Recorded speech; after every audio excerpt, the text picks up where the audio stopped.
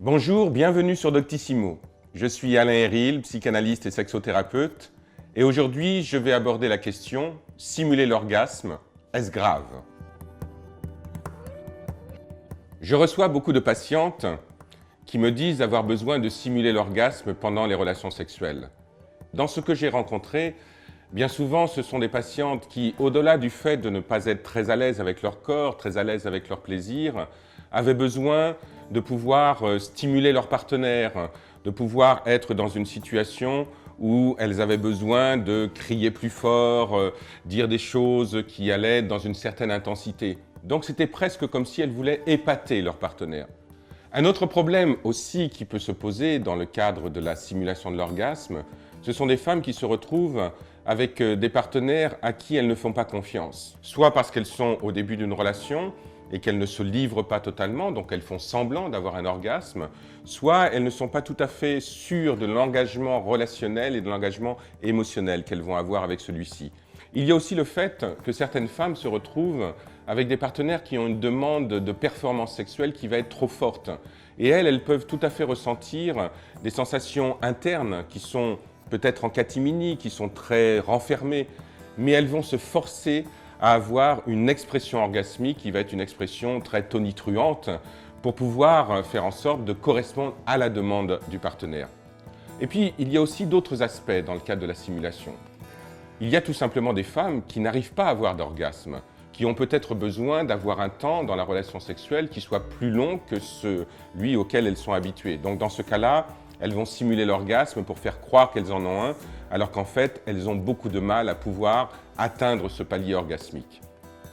Un autre élément que l'on peut rencontrer encore, ce sont des femmes qui simulent un orgasme pour pouvoir mettre fin à la relation sexuelle, soit parce que celle-ci est trop longue, soit qu'elles ne sont pas à l'aise à l'intérieur de ce qui se passe, et donc elles vont simuler un orgasme pour faire en sorte que la relation sexuelle finisse le plus rapidement possible. Alors qu'est-ce que ça raconte, cette dimension de la simulation orgasmique? Bien sûr, à la base, on va retrouver la plupart du temps des femmes qui n'ont pas confiance en elles, qui n'ont pas confiance en leur partenaire, parce que pour pouvoir accepter de lâcher prise, pour pouvoir accepter de rentrer dans une dimension où on perd le contrôle, il faut avoir beaucoup de confiance en soi, beaucoup de confiance en l'autre et beaucoup de confiance dans la relation.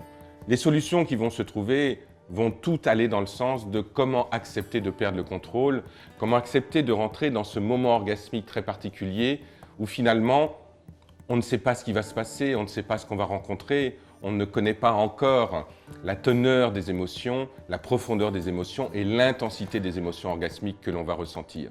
Donc je dirais qu'il y a aussi une difficulté de relation à ses propres émotions chez toutes ces femmes qui sont dans l'obligation de simuler un orgasme dans la relation sexuelle. Les trois questions que j'entends le plus souvent concernant la simulation orgasmique sont pour la première: je simule mes orgasmes à chaque relation sexuelle, du coup je n'arrive pas à en avoir de vrai, que faire?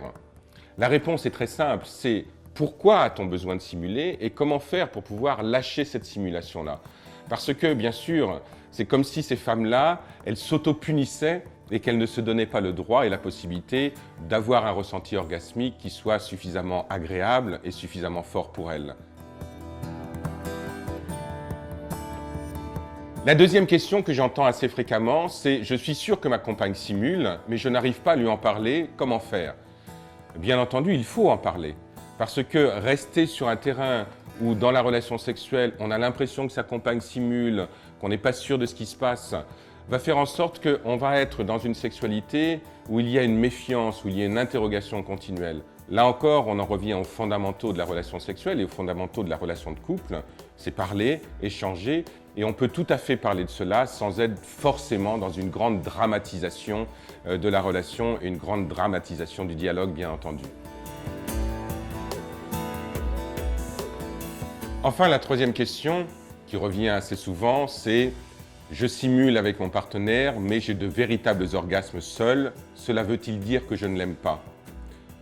Pour répondre à cette question, il faut bien sûr revenir à la personne elle-même et à son rapport à elle-même. Parce que pourquoi a-t-elle besoin de simuler? Pourquoi cela se passe mieux lorsqu'elle est seule? C'est bien sûr parce qu'il y a une difficulté dans le rapport à l'autre. Mais cette difficulté dans le rapport à l'autre ne veut pas dire qu'il y a un manque d'amour. C'est simplement qu'on n'arrive pas à lâcher en présence de l'autre, qu'on n'arrive pas à pouvoir se faire suffisamment de confiance et suffisamment de confiance dans la relation avec son partenaire. Donc il n'y a pas là quelque chose qui est de l'ordre du manque d'amour, non.